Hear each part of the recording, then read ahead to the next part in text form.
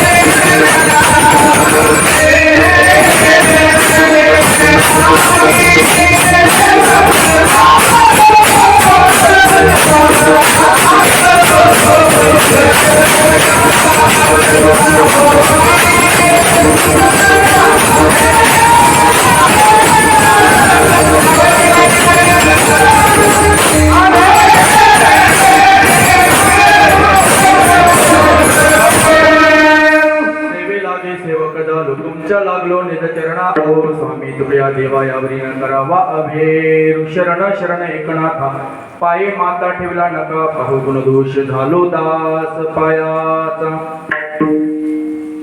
सौरभ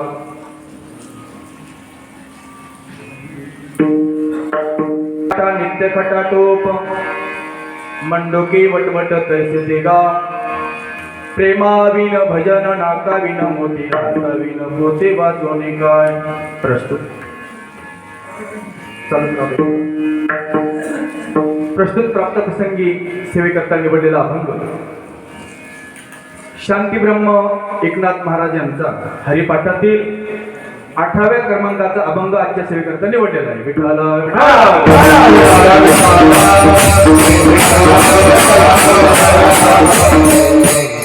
अभंगाला सुरुवात करण्यापूर्वी थोडासा पर्याय द्यायचा तो म्हणजे असा चालू असलेले फिरती पौर्णिमा महोत्सव या महोत्सवातली सेवा आहे. सर्व तालुक्यातील गायक वादक कथाकार भागवतकार कीर्तनकार संत महात्मे सर्वांच्या नियोजनातून मार्गदर्शनातून चाललेला हा फिरती पौर्णिमेचा हा कार्यक्रम आहे. खरं म्हणलं तर हा कार्यक्रम काल गुरुपौर्णिमेच्या निमित्तानं काल व्हायला पाहिजे होता, पण काही कारणास्तव आपण गुरुपूजन असल्यामुळं आहे का नाही प्रत्येक आश्रमावरती गुरूंचं पूजन होतं, त्यामुळे आपण एक दिवस हा कार्यक्रम पुढे ढकलला आणि गुरुपौर्णिमेनिमित्तच हा कार्यक्रम आपण म्हणायला काही हरकत नाही. कारण की पौर्णिमा कोणती पौर्णिमा आहे? गुरुपौर्णिमा. आणि गुरुपौर्णिमा असल्यामुळे त्या निमित्ताने सेवा आहे. भगवान परमात्मा ज्याप्रमाणे बुद्धी देईल, सर्व गुरु महाराज मंडळी ज्याप्रमाणे बुद्धी देईल त्याप्रमाणे कंप्लीट आपण 8:50 सेवा करण्याचा प्रयत्न करू. विठ्ठल विठ्ठल.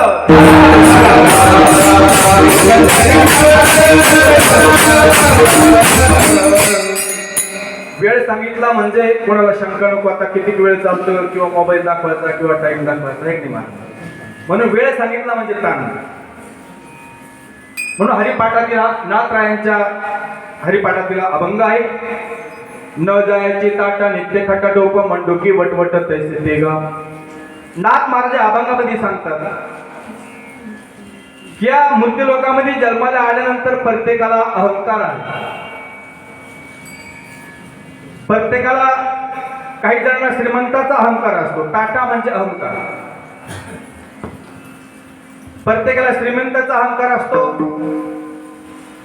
कोणाला सत्तेचा अहंकार असतो, कोणाला आपल्या स्वरूपाचा अहंकार असतो.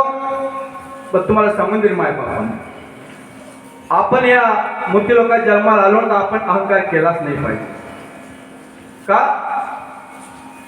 कारण की भगवान परमात्म्याचे आपल्यावर एवढे उपकार आहे. एवढा अनमोल जन्म आपल्याला जर भगवान परमात्म्याने दिला आणि दिल्यानंतर आपण अहंकार केला नाही पाहिजे. आणि प्रत्येकाला अहंकार आहे. कोणाला कलेचा अहंकार, कोणाला वेगवेगळ्या पद्धतीने, प्रत्येकाला ज्याच्या त्याच्या पद्धतीने अहंकार असतो. पण अहंकार आपण केला नाही पाहिजे, कारण की भगवान परमात्म्याने आपल्याला या मृत्यू लोकांमध्ये जन्माला घातलेलं आहे. बघा ना तुम्ही, देवाला आपल्याला जन्माला घातलं, देव आपली किती काळजी घेतो तुम्हाला सांगू का? देव आपल्यावर एवढी काळजी घेतो माय बापाला. ज्यावेळेस आपल्याला जन्माला घातलं ना देवाला माहित आहे हा जन्माला आला याला भूक लागणार आहे. भूक लागणार म्हटल्यानंतर भगवान परमात्म्याने आपल्यासाठी दुधाची निर्मिती सुद्धा आईच्या स्तनामध्ये करून ठेवली. एवढी काळजी भगवान परमात्मा आपली.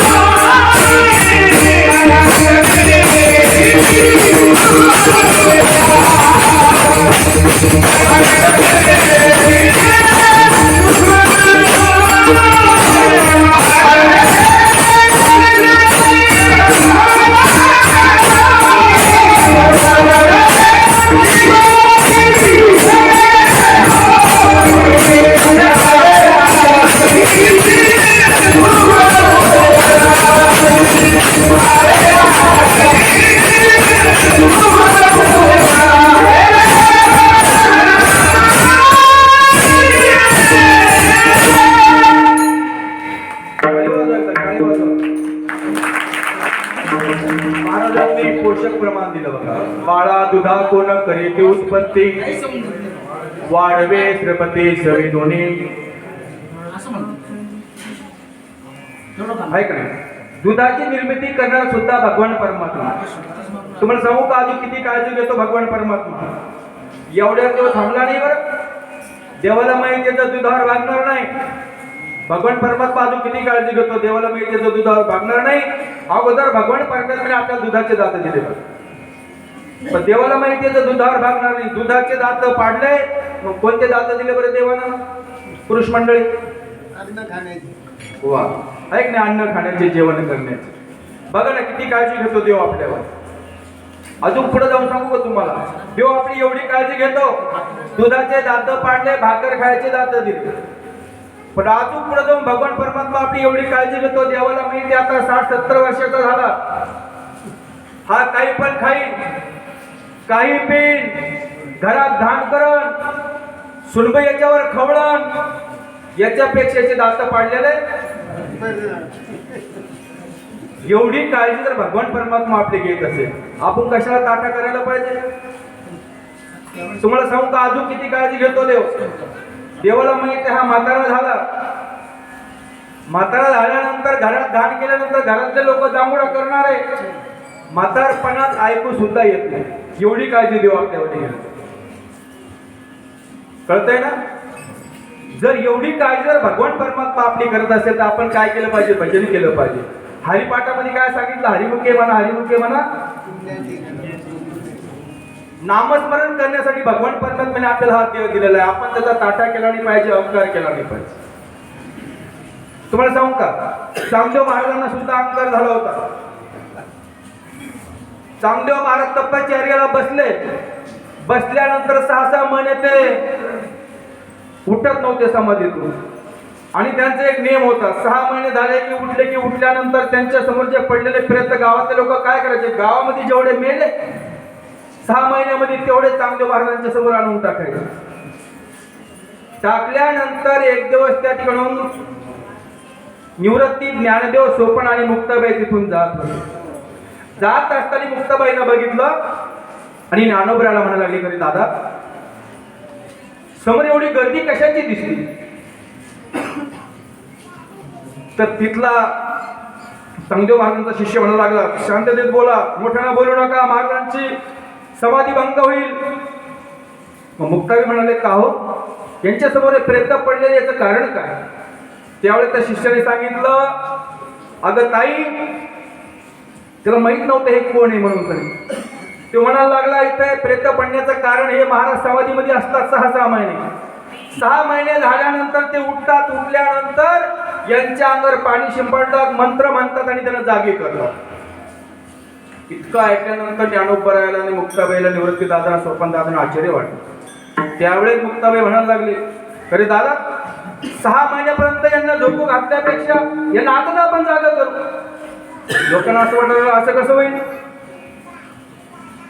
तर मुक्ताबाईनं काय केलं माहिती का. एक जवळ पडलेलं एक कुत्र्याचं हाडूक होतं ते उचललं आणि त्यांच्या अंगावर ओवाळलं.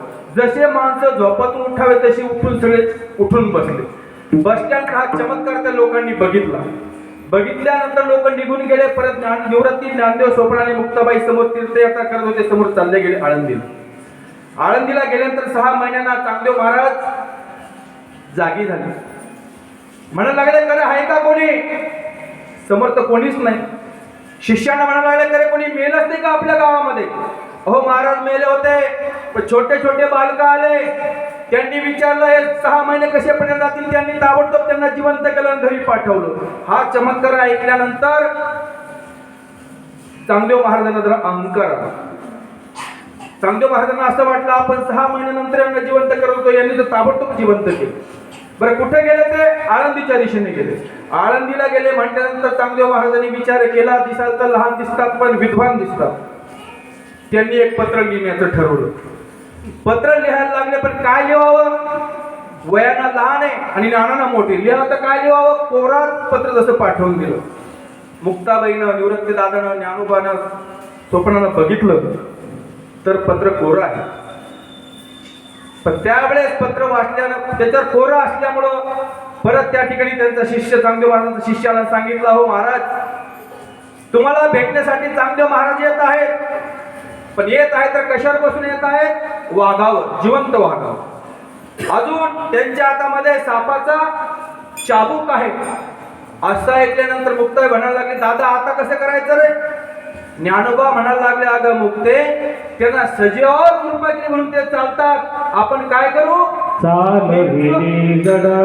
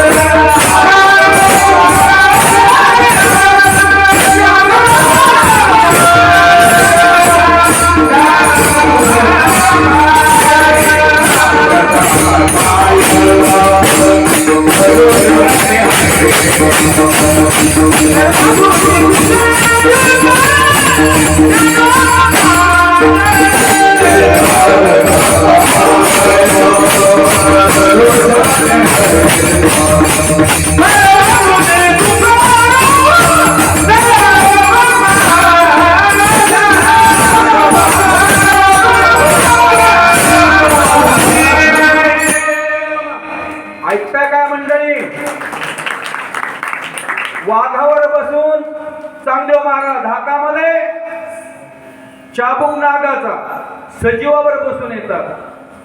पण माऊली ज्ञानोबा निवृत्ती दादा सोपान मुक्ताबाई निर्जीव भिंतीवर बसलेले, त्याला आज्ञा केली तर भिंत चालली. एवढा चमत्कार ज्ञानोबा आहे. आपण आतापर्यंत तुम्हाला सांगू का, आतापर्यंत आपण ऐकत आलो ज्ञानोबांनी भिंत चालवली, ज्ञानोबांनी रेडा बोलावला. पण ह्या वर्षीचा प्रसंग ऐका माय बापांना. आतापर्यंत आपण फक्त ऐकलंय, वाचलंय, पण या वर्षी मी स्वतः अनुभवलंय.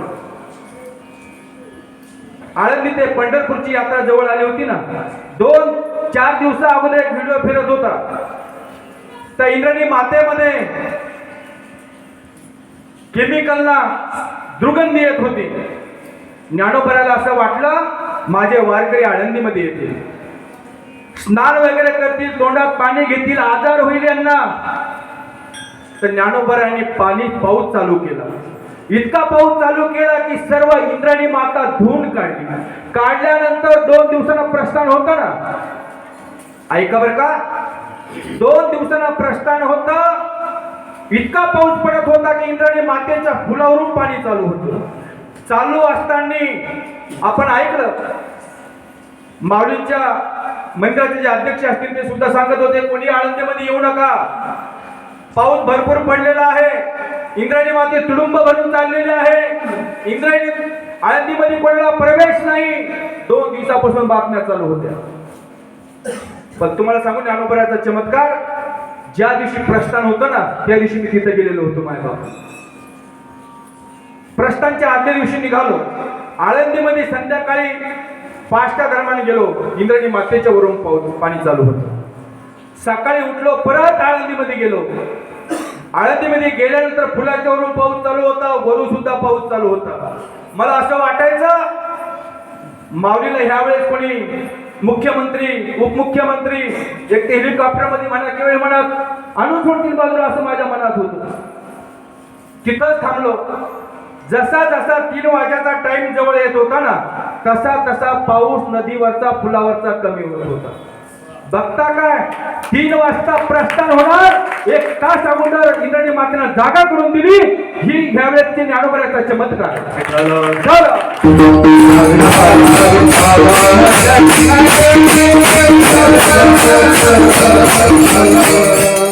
म्हणून जीवनात कधी टाटा करू नका माय बापा, अहंकार करू नका. एवढा सुंदर नृत्य आपल्या देवाने दिला ना, तुम्हाला सांगू का? कारण की सकाळी झोपेतून उठवणारा कोण आहे बरं आपल्याला? पुरुष मंडळी सकाळी तुम्हाला झोपेतून कोण उठवतं? वा, तुम्ही सांगितलं बघा, देव उठवतो. असं एका कीर्तनामध्ये विचारलं बरं का मी, सकाळी झोपेतून कोण उठवतं? एक जण उठून उभं राहिलं, म्हणे महाराज मैत्री का आम्हाला कोण उठवतं? म्हणजे सांगा ना. म्हणजे सकाळी सकाळी पोराची माय दांगुडा करतील म्हणून जागे. मला तुम्ही सांगा, पोराच्या मायला किती दांगुडा केला त्याच्या मनात नसतं तर उठून बरं आपण उठू शकत नाही बाय बापा. म्हणून जीवनामध्ये टाटा अहंकार करू नका. कारण की हा नरदेव, तुम्हाला सांगू का, हा नरदेव सुद्धा आपल्याला देवाना दिलेला आहे. काय? आणि दिला तर दिला दान स्वरूपात दिला. जय हा जीव दिला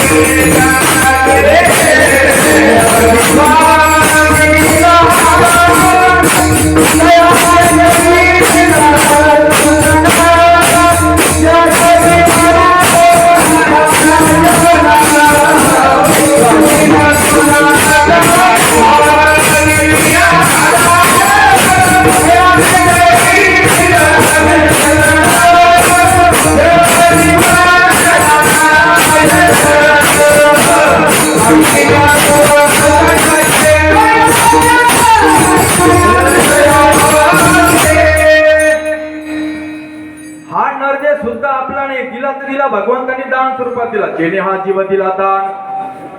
आणि दान दिलेल्या वस्तूची किंमत तुमच्याकडे असते का? दान दिलेल्या वस्तूची. आज बघा, आजची ही पौर्णिमा आहे. तुम्हाला सांगू का, या इतके लोक जमा करायला मला तर असं वाटतं 50,000 रुपये लागले असते. नाही, 50 खालची तर धरले ते जास्त. हे फक्त वर्ष झाले आहे का? पण तुमचं अन्वीकरांचं भाग्य माझ्या बापांना की पौर्णिमा तुमच्या गावात तुम्हाला मिळाली, ती पण गुरुपौर्णिमा.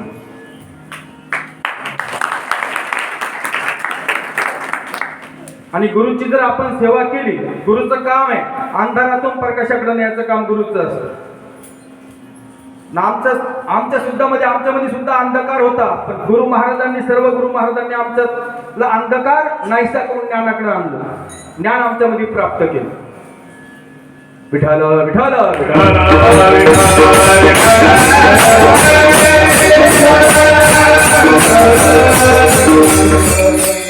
सुद्धा एका ओळीमध्ये सांगतात बघा, गुरु तेथे ज्ञान, ज्ञान आत्मदर्शन. गुरु तेथे ज्ञान, ज्ञानी आत्मदर्शन, दर्शने समाधान. पुढं काय?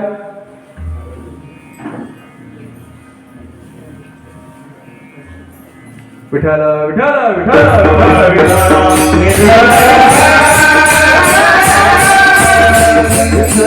म्हणजे गुरु सुद्धा आपल्याकडे ज्ञानाचा प्रकाश आपल्यामध्ये आणण्याचं काम गुरु करत असतात. म्हणून असो, जेणे हा जीव दिला दान. इथं आपण बाजूला गेलो, त्याचे करीन चिंतन जगत जीवन नारायण गायीन गुण तयाचे. तरी भगवान परमात्म्याचे उपकार आहे. माझ्या बापानं हा नर्द दिला, आपल्याला फुकट दिला, दान स्वरूपात दिला. पण फुकटची किंमत कळत नाही. फुकटची किंमत केव्हा कधी, या नर्द्याची किंमत केव्हा कधी तुम्हाला सांगू का? बघा किती उपकार देवाचे आपल्यावरती. जीव दान स्वरूपात दिला तर दिला, पण शरीरामध्ये काय काय दिलं बरं देवानं आपल्याला? काय काय दिलं? दिला इंद्रिय हात पाय कान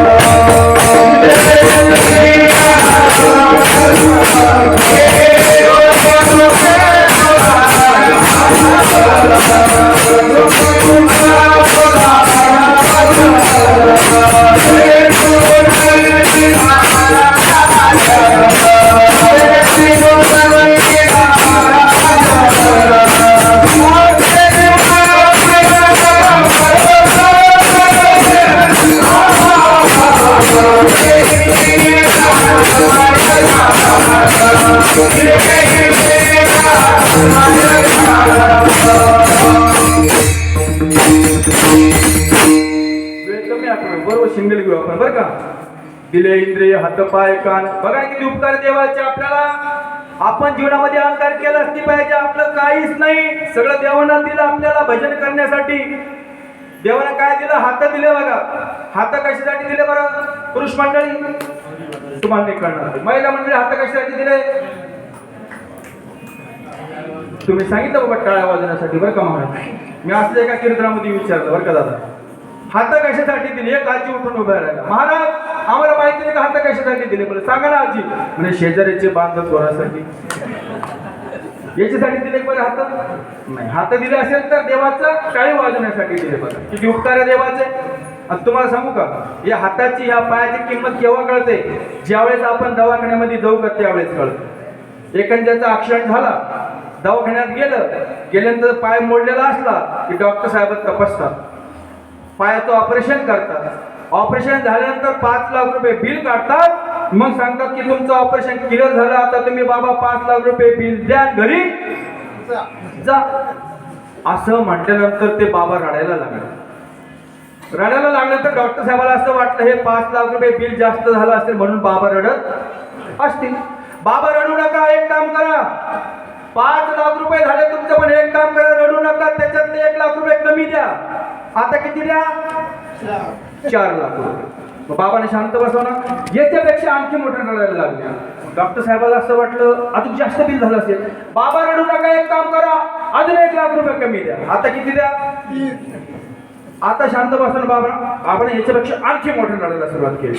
रडायला सुरुवात केल्यानंतर डॉक्टर साहेबाला असं वाटलं आपण 5 लाख रुपये बिल झालं होतं, त्याच्यातले 2 लाख रुपये कमी केले तरी बाबा रडतात, याचं कारण आपण विचारलं पाहिजे. बाबा जवळ आले डॉक्टर साहेब. का हो बाबा, 5 लाख रुपये बिल झालं तुमच्यावालं, पण तुम्ही रडतात म्हणून मी 2 लाख रुपये बिल कमी केलं, तरी तुम्ही रडतात याचं कारण सांगा ना. त्यावेळेस त्या आजोबांनी उत्तर दिलं बरं का, गोड उत्तर दिलं. अहो डॉक्टर साहेब, तुमचे 5 लाख रुपये बिल झालं म्हणून रडत नाही, पण तुमच्या दवाखान्यामध्ये फक्त मी 5 दिवस आलो, 5 लाख रुपये बिल केलं तुम्ही, पण माझ्या भगवान परमेश्वराने मला लहानपणापासून सांभाळलं, रुपया सुद्धा घेतला नाही म्हणून रडू येतो.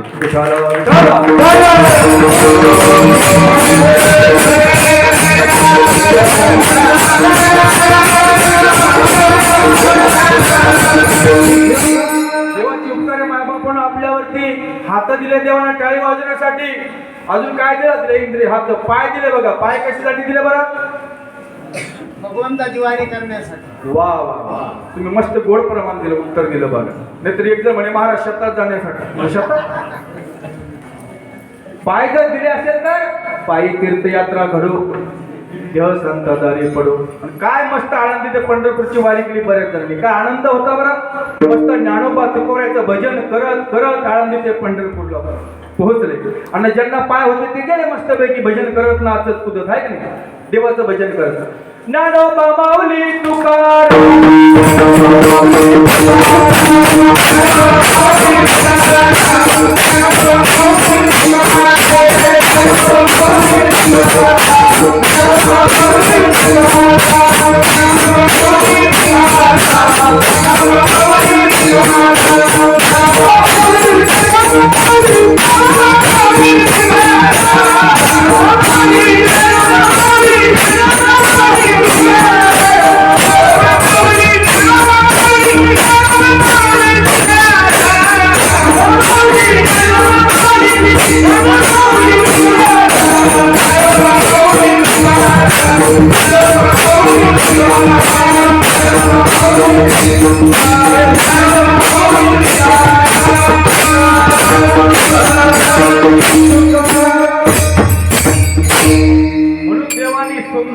हृदय दिला, हात दिले, पाय दिले, अजून काय काय दिलं, कान दिले देवानं. कान कशासाठी दिले? तुम्ही ऐका रे कान माझ्या विठोबाचे. बघा ना किती उपकार आहे देवाचे, कान दिले आपल्याला. ते बाबाला माझा प्रश्न आहे बघा, समोर मागं बसले. बाबा जर तुम्हाला जर देवाने कान दिले नसते तर तुम्ही चष्मा कुठं लटकावला असता? आहे की नाही? विचार करण्याची गोष्ट आहे. किती देवाची उपकार आहे आपल्यावरती. कान दिले, कान. जर कानच नसते दिले तर चष्मा कुठं लटकावा? कोरोनाच्या काळात मास्क कुठं लटकावं याची पंचायत झाली असेल. पण देवाचे उपकार आपल्याला कान सुद्धा देवाने दिले. बरं, कान दिले हे महत्वाचं आहे, पण याच्यापेक्षा अति महत्वाचं ऐकू येतं हे फार महत्वाचं. जर ऐकूच नसतं आलं तर आपण म्हणलं असतं एक, ज्याला ऐकू येतं त्याला म्हणलं असतं दोन. पण देवाचे उपकार आपल्याला ऐकू येतं. आणि तुम्हाला सांगू का, म्हातारपणात ऐकून येणं हे वेगळं आणि बालपणातच ऐकून येणं हे वेगळं. बालपणातच कान असं ऐकू येत बरं, म्हातारपणात समजलं घरातले लोक दांगडा करतील म्हणून देवाला बंद केले ते कान. नको बाबा, किती दांगडा करा काही करा. पण बालपणात जेव्हा जन्माला आलं तेव्हा जर ऐकून असं येत तर कशामुळे येत नसेल बरं? कशामुळे येत नसेल तुम्हाला सांगू का? नाही ऐकिले हरी कीर्तन,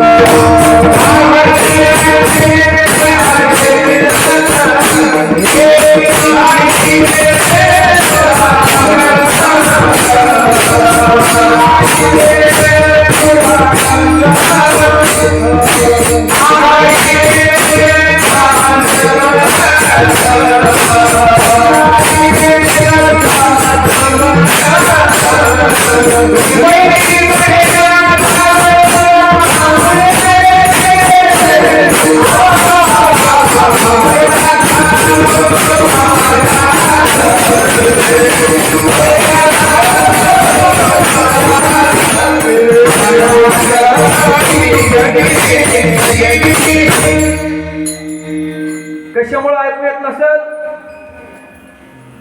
जन्मतात जर ऐकू येत नसल्याचं कारण आहे, नाही ऐकले हरे कीर्तन, नाही केले पुराण श्रवण, नाही वेदशास्त्र पठन, गरिबी बैरा झालो त्या गुण बैरा झालो या जगी.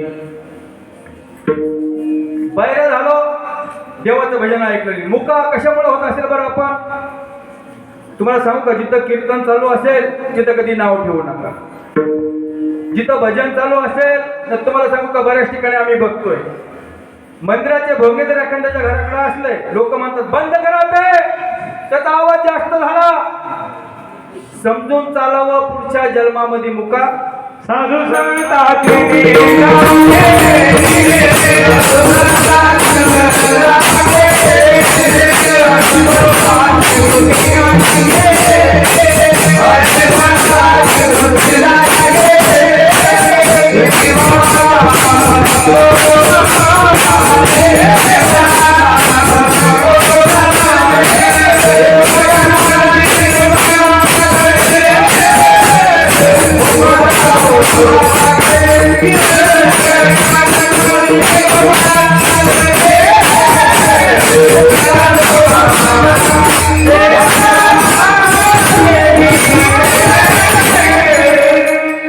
साधू संतांची निंदा केली, हरे भक्ताची स्तुती नाही केली, केने वाचा पंगू झाली, एका जनार्दनी कृपा लागली, मुका झालो वाचा गेली. जर हे घडायचं नसेल कोणाला नाव ठेवू नका. जोपर्यंत तरुण आहे तोपर्यंत आपल्याकडून भजन, देवाचं नामस्मरण, संध्याकाळी हरिपाठ, सकाळी काकडा आपल्याकडून घडलं पाहिजे. आणि हे जर घडायचं असेल तर तरुणपणातच घडतंय, म्हातारपणात नाही. तर ना भाग्यवंत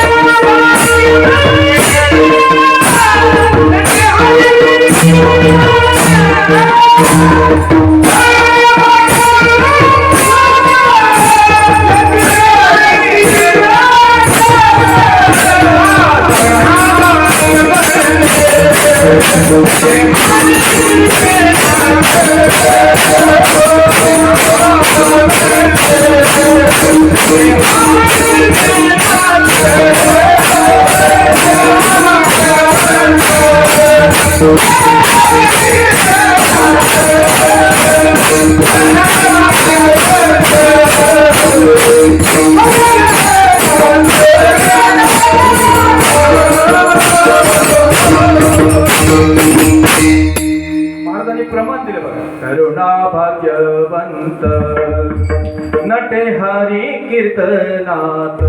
आहे का नाही? भजन तरुणामध्ये केलं पाहिजे, तरुणपणामध्ये. आहे का नाही? भजन कर मस्त जवाने में बुढ़ापा किसने देखा. भजन कर मस्त जवाने में बुढ़ापा किसने देखा. भजन कर मस्त जवाने में बुढ़ापा किसने देखा.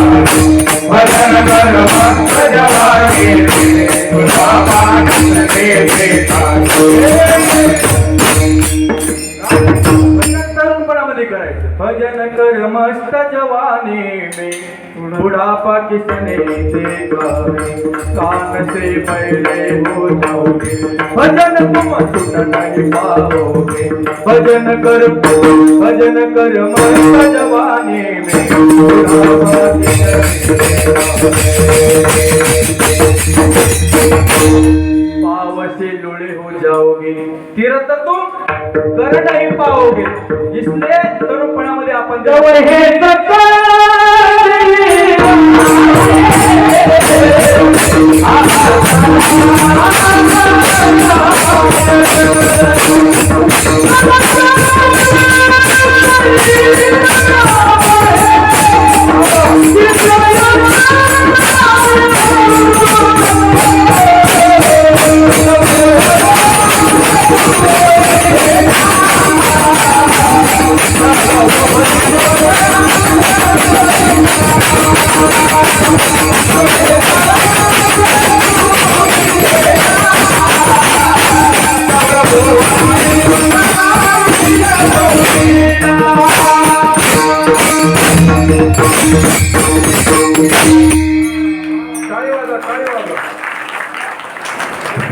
तुम्हाला जर कानाला चांगलं वाटलं तर टाळी वाजवायची.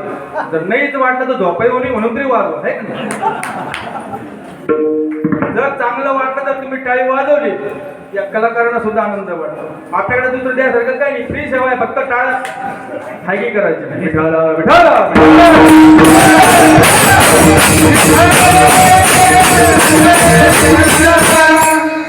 जोपर्यंत आपले शरीर चांगलं आहे तोपर्यंत आपल्याकडून देवाचं भजन, देवाचं नामस्मरण आपल्याकडून घडलं पाहिजे. ताठा आपल्यामध्ये अजिबात येऊ द्यायचा नाही, अहंकार अजिबात येऊ द्यायचा नाही.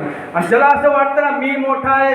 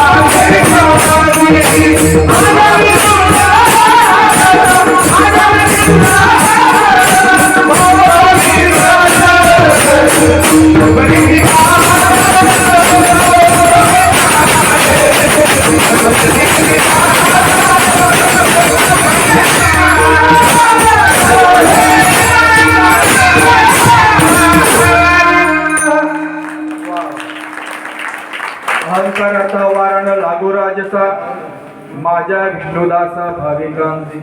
आहे का नाही? आणि माझ्या शिल्लोड तालुक्यातील सर्व महाराज मंडळींचा अजिबात लागला नाही पाहिजे. कारण ही पौर्णिमाची चालू आहे, सर्व आपल्या वारकऱ्यांवर निवड चालू आहे. सर्व महाराज मंडळी असतील, सर्व संस्था चालक असतील, सर्वांच्या, सर्व संन्यासी महाराज असेल, गायक वादक कथाकार सर्वांच्या अनुषंगाने हा कार्यक्रम चालू आहे. पण यांना अजिबात वारा लागू नको देऊ, ही सुद्धा देवाला माझी प्रार्थना आहे. विठ्ठल विठ्ठल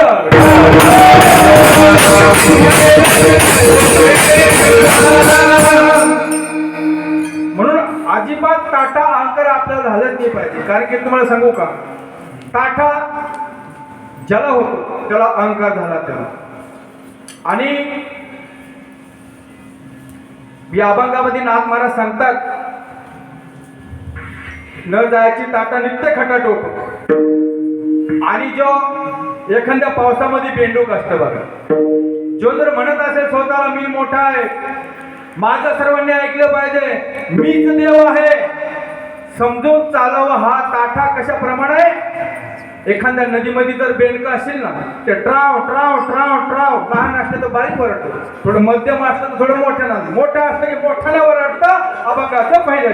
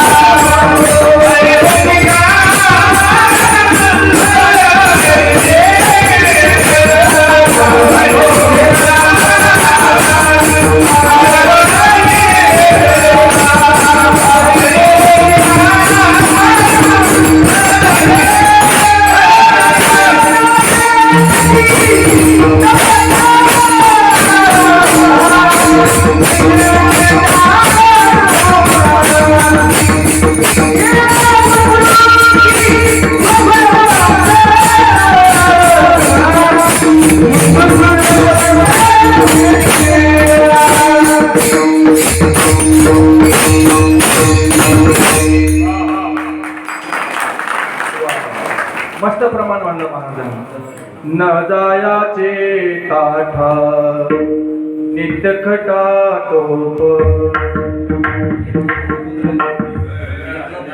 वा वा, अजून काय आवाजावर एकदा. निलोड गाव, आणवी गावचे भूमिपुत्र बघा. धन्यवाद, मस्त चाल म्हणली. आणि या सर्व मंडळीच्या आशीर्वादानं अजून प्रगती हो हे सुद्धा नाथराजांच्या जरी प्रार्थना करतो. विठाला विठाला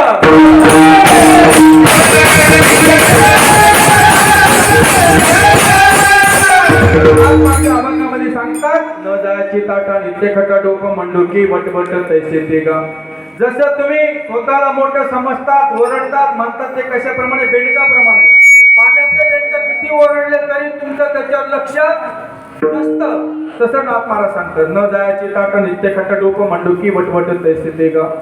आणि पुढे जाऊन नाथ महाराज सांगतात जर भजन करायचं असेल तर कसं करायचं अभंगाचं दुसऱ्याचं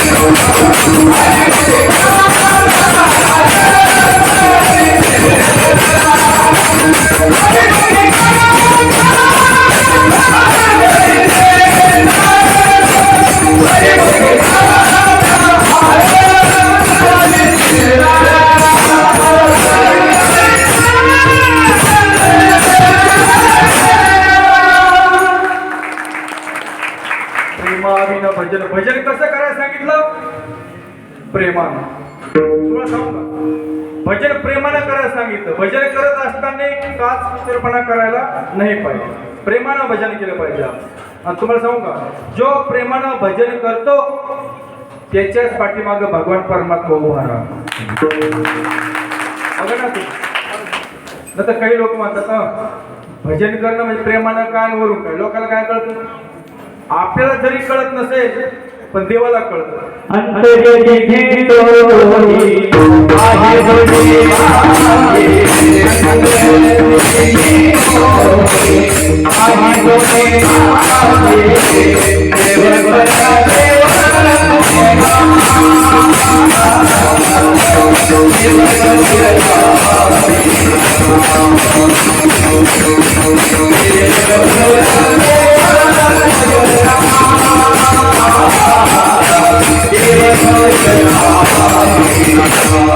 Thank you. अंतरीचे घेतो गोडे आहे का नाही. भगवान परमात्मा सुद्धा बघत असतो. तुम्हाला सांगू का, लोक म्हणतात देवाला कुठं कळतं, माझं एक प्रमाण दिलं.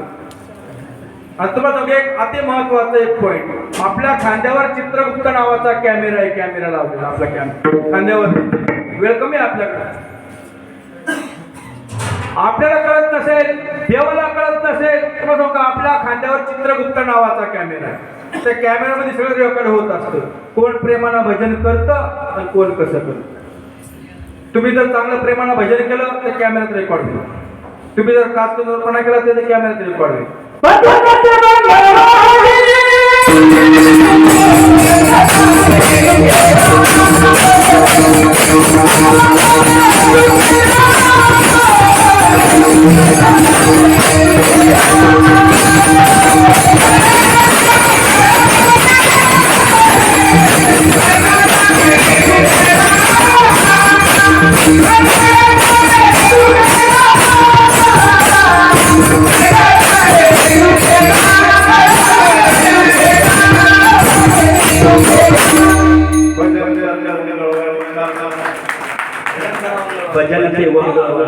भजन सोपं आहे पण त्याचं कळून नाही राहिलं. वेळ कमी आपल्याकडे. भजन करणे वगैरे नरका जाणे. तुम्ही असं माणूस पाहिला नवीन, परत वरून पाऊस चालू, एक तुम्हाला अगोदरच घाम येतो, आखील गरबड वाटत. पण असं यांच्या सर्वांच्या समोर योग आला म्हणजे गुरुंचाच आशीर्वाद समजा. काय गुरुचाच आशीर्वाद, गुरुपौर्णिमेचा काय. भजन करणे मंगळवारी नरकात जाणे सुचेना. म्हणून कॅमेऱ्यामध्ये आपण जसं करू तसं त्या कॅमेऱ्यात रेकॉर्ड होतं. तुम्ही जर भजन, तुम्हाला सांगू का, एखादी महिला जर वजना लावली, जर ती पुढं पळायला मागची, तिला खडा मारून फेकली, माग येणं बघा उत्तर घेतलं का. हा, आपलं काम करणं असं. पण तुम्हाला सांगू का, जनाबाईच्या घरी साक्षात भगवान परमात्म्याने काम करावं. सावता महाराजांच्या शेतामध्ये सुद्धा भगवान परमात्म्याने काम करावं. आणि काम करत असताना नुसतं कसं करायचं, नुसतं असं आल्हाद नाही. घेऊन आकाश खोने माघारी सर्व कामे करी निजांगे. सावता महाराजांच्या शेतामध्ये भगवान परमात्म्याने पांडुरंगाने म्हणावं, हे सावतोबा, मला काहीतरी काम दे, मला काम करायचंय. जनाबाईनं सुद्धा भजन म्हणावं तर जनाबाईला सुद्धा दळू लागायला यावं पांडुरंगानं. एवढं भजन जनाबाईनं प्रेमानं करावं, तेव्हा भगवान परमात्मा येत होता. बघा ना, जनाबाईनं दळण दळू लागावं, आहे का, आणि भगवान परमात्मा दळू लागायला यावं. एवढे आपल्या प्रेमानं आपण भजन केलं पाहिजे. विठाला विठाला.